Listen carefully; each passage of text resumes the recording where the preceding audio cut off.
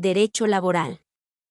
El derecho laboral, derecho del trabajo o derecho social es una rama del derecho cuyos principios y normas jurídicas tienen por objeto la tutela del trabajo humano realizado en forma libre, por cuenta ajena, en relación de dependencia y a cambio de una contraprestación. Es un sistema normativo heterónomo y autónomo que regula determinados tipos de trabajo dependiente y de relaciones laborales. Quien se especializa en esta área recibe el nombre de laboralista. Antecedentes. La revolución industrial y las relaciones laborales. La revolución industrial dio origen a nuevas relaciones de trabajo, pues los trabajadores pasaron a desempeñarse en los establecimientos de propiedad de sus empleadores en lugar de hacerlo en sus domicilios, sometidos a exigencias de orden y coordinación con las máquinas y con sus compañeros de labor hasta el momento desconocidas. A esto se agregaba que la introducción de la máquina hacía posible el trabajo de niños y mujeres que ingresaban al mercado de trabajo en competencia con los adultos varones, lo que sumado a la mayor productividad alcanzada por las máquinas ocasiona la existencia de enormes contingentes de trabajadores desocupados cuya condición era aún más mísera, y que podían sustituir a cualquier asalariado que protestara por sus condiciones de trabajo. Esta nueva organización del trabajo lo sometía a condiciones de esfuerzo, horario, riesgos de accidentes, enfermedades profesionales, falta de descanso y remuneración ínfima. Fueron surgiendo en forma espontánea y esporádica diversos tipos de protestas, como las manifestaciones, la huelga, la ocupación de fábricas y el sabotaje, que precedieron a la formación de organizaciones de trabajadores, los sindicatos. El ejercicio del poder político por representantes de los sectores sociales beneficiarios de esta situación asegura su mantenimiento. En nombre de la libertad individual se sostenía que los estados no debían legislar interfiriendo en la libre contratación entre empleadores y trabajadores. La intervención del Estado en los conflictos laborales se limitó durante mucho tiempo a la represión de las protestas, consideradas ilícitas, mediante la acción policial o militar. Surgimiento del principio tuitivo del Estado. Durante el siglo XIX fueron naciendo diversas corrientes que desde ángulos distintos exigieron la intervención del Estado en defensa de los trabajadores, como las escuelas intervencionistas y las escuelas socialistas. Las escuelas intervencionistas quieren que el Estado proteja, por medio de una política adecuada, a las clases sociales y culturales perjudicadas con la libre distribución de la riqueza. El socialismo, particularmente en su desarrollo formulado por Karl Marx, procuraba sustituir la estructura capitalista por un régimen en que no existiera la propiedad privada de los medios de producción y la explotación por unos seres humanos de la fuerza de trabajo de otros. El objeto del socialismo es la emancipación de los proletarios por obra revolucionaria de los mismos proletarios. La Iglesia Católica adoptó inicialmente, durante mucho tiempo, una actitud de condena sistemática de todas las tendencias que pretendían imponer límites a la libre explotación del trabajo. Su evolución solo comenzó a fines del siglo XIX. Lo que hoy se conoce como doctrina social de la Iglesia tuvo sus principales jalones son las encíclicas Rerum Novarum 1891, Quadragesimo Anno 1931, Mater et Magistra 1961 y Laborem Exercens 1981. La Rerum Novarum abogó por la reglamentación de las horas de trabajo, del trabajo femenino y de los menores. Asimismo condenó la fijación de un salario insuficiente, declarando un deber de estricta justicia del patrón pagar al asalariado una remuneración que le permita vivir en condiciones humanas. Las otras encíclicas complementaron y ampliaron la primera. El sistema jurídico del trabajo. El trabajador que presta sus servicios subordinadamente ha pasado de ser un esclavo en la Edad Antigua, un siervo de la Edad Media, conocido también como el siervo de la gleba, a un sujeto con derechos y libertades en la actualidad. El derecho ha venido a regular condiciones mínimas necesarias para una estabilidad social. El surgimiento de las primeras leyes laborales data desde la segunda mitad del siglo XIX, y más tardíamente en unos países que en otros. En 1919, con el Tratado de Versalles que puso fin a la Primera Guerra Mundial, el derecho del trabajo adquiere respaldo internacional plasmado en la creación de la Organización Internacional del Trabajo, OIT. Hay definiciones filosóficas, económicas y físicas del trabajo. No obstante, para el derecho laboral lo que importa es que rige el trabajo subordinado. La actividad del médico independiente o del artista, u otros profesionales independientes, están fuera del interés del derecho laboral. Donde cese la subordinación, cesa la aplicación del derecho laboral. Contenido.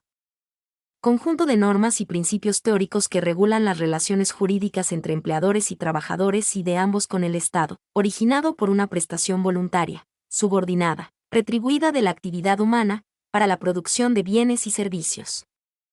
Tradicionalmente la disciplina del derecho del trabajo se entiende formada por las siguientes partes. Derecho individual del trabajo. Trata de las relaciones que emanan del contrato individual de trabajo entre un trabajador y su empleador. Derecho colectivo del trabajo. Se refiere a las regulaciones de las relaciones entre grupos de sujetos en su consideración colectiva, del derecho del trabajo, sindicatos, organizaciones de empleadores, coaliciones, N1 negociación colectiva, participación del Estado con fines de tutela. Derecho de la seguridad social. Se refiere a la protección de los trabajadores, principal, pero no exclusivamente, económica, ante los riesgos de enfermedad, accidentes, vejez, cesantía, etc. Derecho procesal laboral. Modalidades en función del plazo. Contratos de tiempo determinado. Son contratos laborales de plazo fijo o de obra determinada. Un contrato de plazo fijo sería aquel que requiere los servicios de un trabajador por un determinado periodo, terminado el cual, se considera extinto el contrato. Un contrato de obra determinada es aquel en que se solicitan los servicios de un trabajador para la ejecución de la obra. Finalizada la obra, el contrato se considera extinto. La extinción del contrato laboral por tiempo o por obra terminada no suponen responsabilidad para ninguno de las dos partes. Es importante mencionar que un contrato de plazo fijo que sea prorrogado constantemente pasa a ser considerado un contrato de tiempo indefinido, porque aplica el principio de primacía de la realidad. Contratos de tiempo indefinido. Son aquellos contratos que no estipulan una fecha o suceso que dé finalización al contrato de trabajo. Ciertamente, son los contratos que permiten a los trabajadores lograr la estabilidad laboral con el tiempo de prestación de sus servicios. Modalidades especiales del trabajo. Trabajo por cuenta propia o autoempleo. El trabajo por cuenta propia o autoempleo es aquel en el que el propio trabajador es el que dirige y organiza su actividad corriendo a su cargo el riesgo económico, y que puede adoptar dos formas básicas. El autoempleo individual o trabajo autónomo, que se regula habitualmente por el derecho civil o el derecho comercial, bajo la forma de contrato de locación de servicios, profesiones liberales, oficios autónomos, etc. El autoempleo colectivo, en el que el trabajador se desempeña en una organización de la que él forma parte como miembro pleno en la toma de decisiones, cooperativa de producción o trabajo, sociedad laboral, etc. Trabajo informal en relación de dependencia o trabajo no registrado. El trabajo informal en relación de dependencia, también llamado trabajo no registrado, trabajo en negro o trabajo sin contrato, se caracteriza por constituir la relación laboral que no cumple formalidades legales. Este tipo de trabajo ha crecido notablemente en los últimos años. Actualmente muchas grandes empresas utilizan un sistema de recursos humanos que combina el mantenimiento de un pequeño grupo asalariado formal empleado directamente por la empresa, con un amplio grupo de trabajadores que se desempeñan en empresas tercerizadas, outsourcing, muchas veces en condiciones de informalidad, sin protecciones laborales. Una de las interpretaciones comúnmente aceptadas sobre la existencia de actividades informales se refiere al desarrollo de estas al margen del sistema regulatorio vigente. Es decir, se trata de labores que se desarrollan sin cumplir con los requisitos establecidos en las reglamentaciones aplicables. Asimismo, y en una visión más positiva, la exclusión se asocia con su falta de acceso a las políticas de fomento y, en particular, al crédito, la capacitación y los mercados. Esta aproximación al sector informal enfatiza su ilegalidad como característica primordial y tiende a visualizarlo como un conjunto de actividades encubiertas o sumergidas de la economía. La realidad es, sin embargo, más matizada. Ni el sector informal opera absolutamente en negro, ni su opuesto, el sector moderno, lo hace con un irrestricto apego a la legalidad. Predominan las llamadas áreas grises que, en investigaciones sobre comienzos de la década de 1990, Thoman, 1992, Thoman y Klein, 1996, se han caracterizado como el cumplimiento parcial de ciertos requisitos legales o procesales, incluida la ilegalidad absoluta, pero también la legalidad plena. Sin embargo, el panorama prevaleciente en la informalidad es un área intermedia entre estas últimas. Se cumple con ciertos requisitos de registro, pero no se pagan los impuestos. Se observa parte de las regulaciones laborales, pero no todas. Trabajo informal de simple supervivencia por cuenta propia. Este tipo de trabajo no debe confundirse con el anterior, aunque muchas veces en la realidad las fronteras son difusas. Este tipo de trabajo es de muy baja productividad y se realiza por cuenta propia, fuera de toda formalidad legal, limpiavidrios en los semáforos, recolectores informales de basura, vendedores callejeros, etc. Pasantías y becas de investigación. En este tipo de trabajo, el trabajador, generalmente al terminar sus estudios universitarios, mantiene una actividad laboral habitualmente relacionada con la investigación. Es una figura derivada de la beca de estudios, mediante la cual se remunera el trabajo realizado, pero el becario permanece fuera del Estatuto de los Trabajadores, y carece por ello de gran parte de los beneficios sociales. En ocasiones se pretende utilizar como una forma legal de contratación de jóvenes trabajadores, lo que reduce los costes salariales derivados del alta en la seguridad social. Fuentes del derecho laboral. Constitución. En las constituciones se contemplan las garantías y libertades que tienen los individuos, y la protección de que gozan frente al Estado. En ellas han comenzado a incorporarse, en muchos países, derechos sociales que regulan garantías mínimas aseguradas a los trabajadores, y frente a sus empleadores. Es así como empiezan a aparecer en textos constitucionales principios y derechos laborales que adquieren el rango normativo máximo, el constitucional. Esta tendencia no es universal. Por ejemplo, no existen tales disposiciones en la Constitución de los Estados Unidos.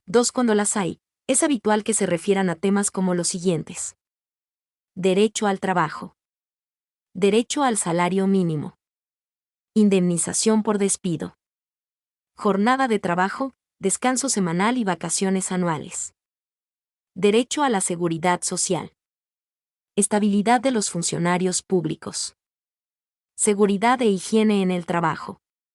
La materia contempla dos temas específicos: los accidentes del trabajo y las enfermedades profesionales. Derecho de sindicación. Derecho de huelga y de cierre patronal. Derecho a negociar colectivamente. Tratados internacionales.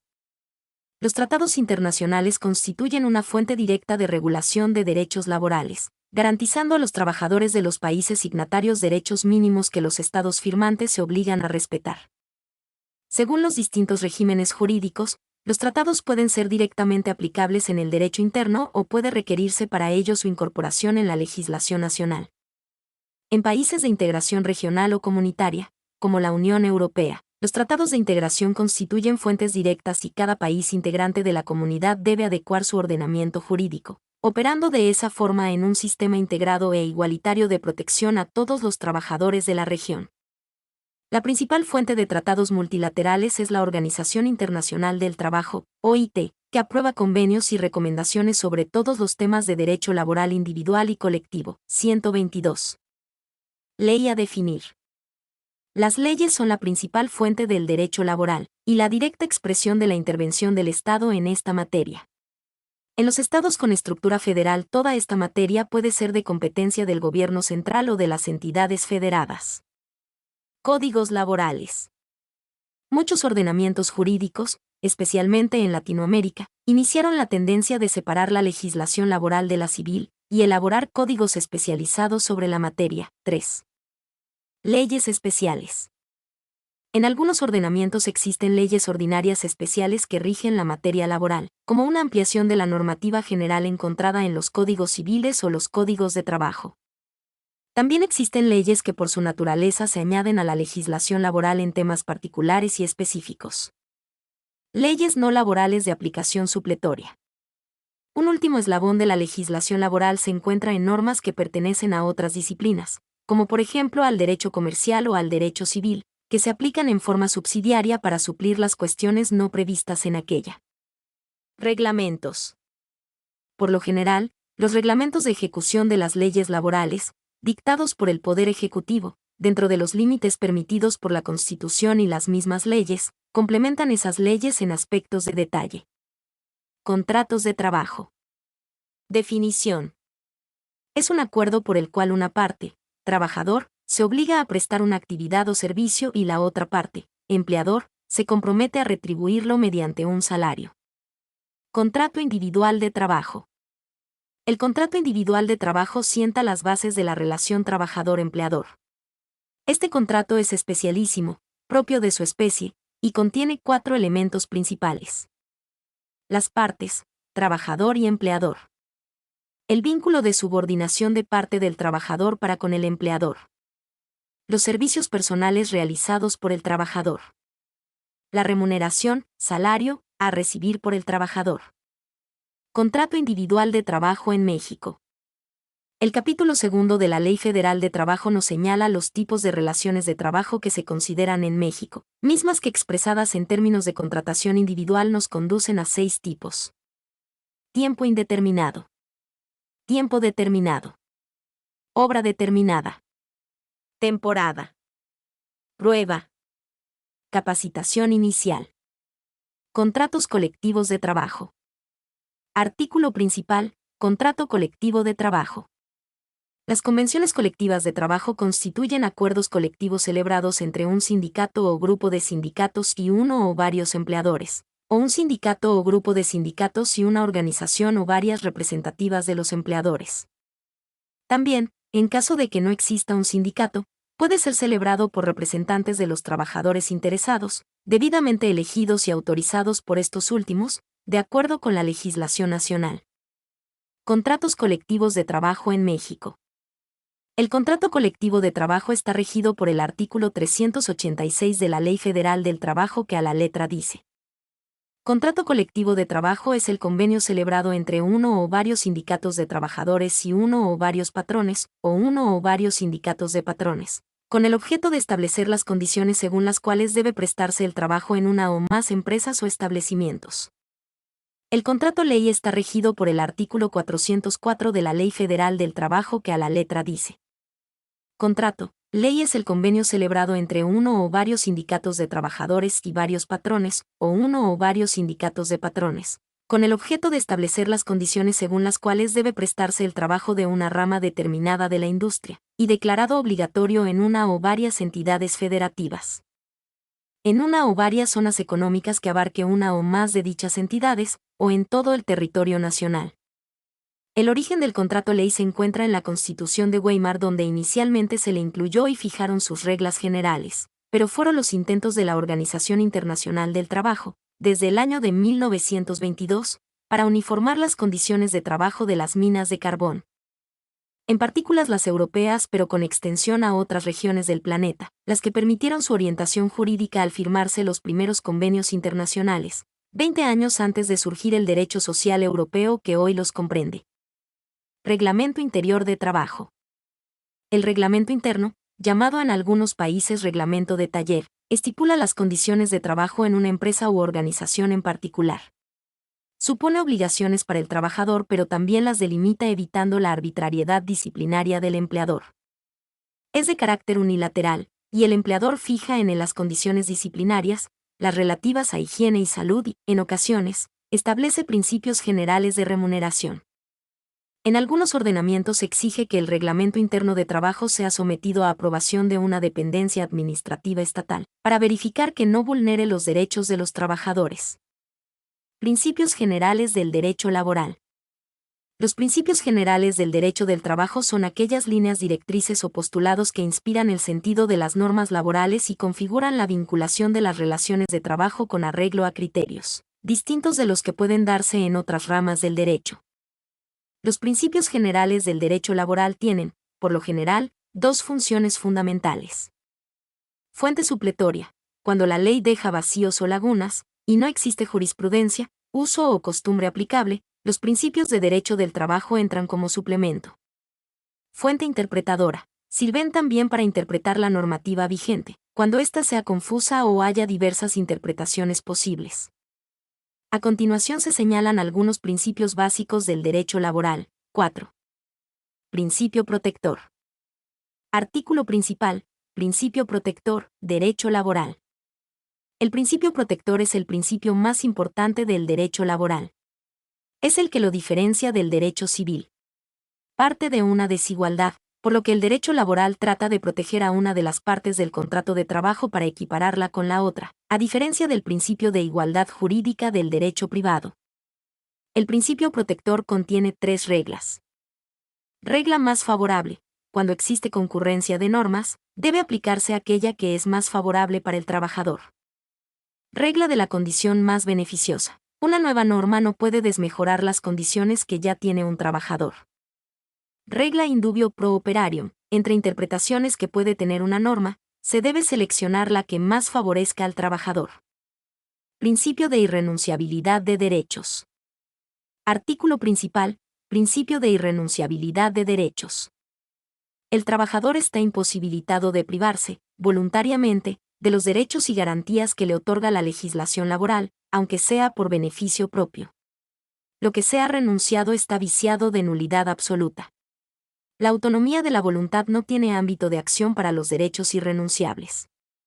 Esto evidencia que el principio de la autonomía de la voluntad de derecho privado se ve severamente limitado en el derecho laboral. Así, un trabajador no puede renunciar a su salario, o aceptar uno que sea menor al mínimo establecido por el ordenamiento. Si la jornada de trabajo diaria máxima es de 12 horas, un trabajador no puede pedirle a su empleador que le deje trabajar durante 18 horas. Como es natural, debemos saber que en derecho laboral, se conoce como el principio de continuidad laboral, a aquel principio que instruye al juez, ante duda, estimar la duración del contrato individual de trabajo en la mayor extensión posible según los hechos y la realidad demostrada. Principio de supremacía de la realidad. Artículo principal. Principio de primacía de la realidad. No importa la autonomía de la voluntad, sino la demostración de la realidad que reina sobre la relación entre trabajador y empleador. Así, ambos pueden contratar una cosa, pero si la realidad es otra, es esta última la que tiene efecto jurídico. Principio de razonabilidad. Artículo principal. Principio de razonabilidad, derecho laboral. Tanto el trabajador como el empleador deben ejercer sus derechos y obligaciones de acuerdo a razonamientos lógicos de sentido común, sin incurrir en conductas abusivas del derecho de cada uno. Principio de buena fe. Artículo principal. Principio de buena fe. El principio de la buena fe es una presunción. Se presume que las relaciones y conductas entre trabajadores y empleadores se efectúan de buena fe. Por el contrario, aquel que invoque la mala fe, debe demostrarla. Materias de derecho laboral individual. Artículo principal. Derecho individual del trabajo. Contrato individual de trabajo. Artículo principal. Contrato individual de trabajo. El contrato individual de trabajo es un convenio mediante el cual una persona física se compromete a prestar sus servicios a otra persona, física o jurídica, bajo el mando de ésta a cambio de una remuneración.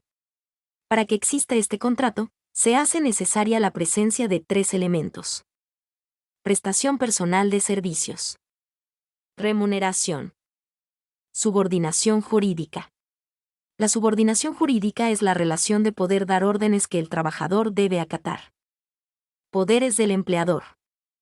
El empleador tiene poder de dirección de la empresa, poder de mando, disciplinario y sancionatorio, además de la ius variandi. Remuneración. El salario o remuneración es el pago que recibe en forma periódica un trabajador de su empleador a cambio del trabajo para el que fue contratado. El empleado recibe un salario a cambio de poner su trabajo a disposición del empleador, con independencia de que se le asignen o no labores concretas. Es esta la obligación principal de su relación contractual. Cuando los pagos son efectuados en forma diaria, reciben el nombre de jornal. En algunos países existe la figura del aguinaldo o paga extraordinaria. El aguinaldo es un ingreso extra que percibe el trabajador, adicional a su remuneración habitual. Algunos ordenamientos lo estipulan de desembolso obligatorio para una fecha única, mientras que otros lo hacen en 2 o más fechas distribuidas en el año. Jornada de trabajo. Artículo principal. Jornada de trabajo. La jornada es el número máximo de horas que un empleador puede exigir de un trabajador. Por ejemplo, 8 horas diarias y 45 horas por semana. Es importante distinguir entre la jornada laboral y el horario. La jornada, como se dijo anteriormente, es el número de horas que el trabajador debe trabajar por día. Comúnmente, las jornadas extraordinarias deben pagarse adicional y con un valor monetario superior a la jornada usual. Además, Cada ordenamiento jurídico impone un límite de duración a la jornada, establece las excepciones a la regla general y dispone cuáles son las consecuencias en el supuesto de sobrepasarse los límites. Así que si los trabajadores siguen siendo explotados por los patrones, se necesita una verdadera reforma laboral en el mundo. Vacaciones y feriados. Las vacaciones corresponden a una determinada cantidad de tiempo que el trabajador puede ausentarse de su trabajo, sin dejar de percibir su remuneración, por un acumulado de horas laboradas. Por ejemplo, en el ordenamiento costarricense, el trabajador puede disfrutar de 2 semanas de vacaciones por cada 50 semanas de trabajo. Los feriados son días que por ley se deben conceder como libres al trabajador. El empleador tiene la facultad de exigirle al trabajador que los trabaje, pero debe recompensar monetariamente bajo un régimen distinto. Seguridad laboral. Lo relacionado con la salud ocupacional es de interés público. La salud ocupacional tiene como objetivo la seguridad física y mental del trabajador, así como protegerlo contra riesgos. Los empleadores tienen las siguientes obligaciones: asegurar los riesgos del trabajo, investigar los accidentes y enfermedades profesionales que ocurran y eliminar o controlar sus causas, denunciar los accidentes y enfermedades ante la autoridad administrativa designada. Las legislaciones disponen en general que el trabajador que sufra un accidente tiene derecho a asistencia médica, farmacéutica y rehabilitación, prótesis y aparatos médicos, reeducación laboral, prestaciones económicas tales como indemnización por incapacidad temporal, pensión de invalidez, pensiones de viudez y orfandad. Materias de derecho laboral colectivo. Artículo principal: Derecho colectivo del trabajo. Negociación colectiva. Artículo principal: Negociación colectiva. La negociación colectiva es aquella que se realiza entre los trabajadores de una empresa o sector, normalmente, aunque no siempre, reunidos a través de un sindicato o grupo de sindicatos y la empresa o representantes de empresas del sector.